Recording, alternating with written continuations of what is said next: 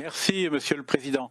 Je remercie les deux intervenants de leurs propos sur les élections européennes, puisqu'ils se sont bornés à ce sujet. Donc moi aussi, je parlerai de ce qu'ils ont dit sur ce sujet.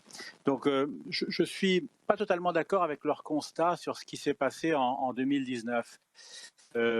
Alors, d'accord sur le premier point, c'est-à-dire qu'il y a bien une augmentation de la participation, c'est indéniable, mais en désaccord sur le deuxième point, c'est-à-dire qu'il y aurait eu une très grande importance des questions nationales qui auraient joué, les thèmes européens auraient presque été passés sous silence. Alors, pour la France, qui est le pays que je connais le mieux, c'est pas ce que j'ai observé, hein. Si vous prenez les résultats français, ce qui explique à mon sens le résultat surprenant des Verts, qui ont augmenté le résultat par rapport à 2014, c'est que beaucoup de citoyens ont eu le sentiment qu'il y avait des questions environnementales qui étaient en jeu et qui pouvaient trouver des solutions, à tort ou à raison, au niveau européen. Et puis, si vous prenez les deux premières listes qui se sont disputées la victoire, la liste du Rassemblement national et la liste du président de la République, eh bien, il y avait vraiment des propositions sur la construction européenne qui étaient très différentes, hein. D'un côté, une Europe des nations, de l'autre, une Europe ouvertement fédérale.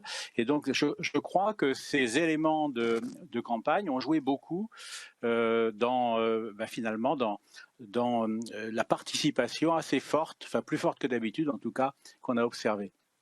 Donc l'européanisation, pour moi, elle a réussi d'une certaine mesure en France, en tout cas en 2019. Donc je vous interroge là-dessus, est-ce que vous êtes d'accord avec cette analyse sur la France ? En ce qui concerne vos propositions, bon, elles sont classiques, hein. Vous proposez, comme d'habitude, d'instituer des listes transnationales et puis le système des candidats tête de liste. Bon, je me suis exprimé 1000 fois sur la question. Je suis hostile à ces deux propositions. Pourquoi ? Parce que je crois qu'elles ne correspondent pas du tout aux attentes de l'opinion publique, tout simplement. Le système des listes transnationales, bornons-nous à analyser cela, ce serait trop compliqué. Ça supposerait que chaque électeur vote 2 fois pour 2 listes différentes, une nationale, une transnationale, le même jour pour la même difficile à comprendre. Ça générerait 2 contentieux différents, un contentieux national pour les élections nationales et un contentieux européen pour les listes transnationales. Donc là encore, c'est assez difficile à comprendre.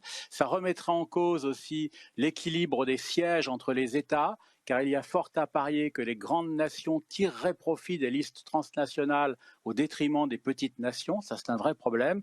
Et puis enfin, sur le plan philosophique, ça laisserait entendre qu'il y a un peuple européen à côté des nations européennes. Et ça n'est pas prouvé. Et en tout cas, beaucoup de nations européennes pensent que c'est une vue de l'esprit. Donc pour toutes ces raisons, je suis au regret de vous dire que je n'adhère pas à vos propositions. Mais en tout cas, je suis très heureux de vous avoir entendu. Et pour ce qui est des listes transnationales, je pense qu'un système de double scrutin est un prix trop cher à payer juste pour l'élection de 46 députés européens.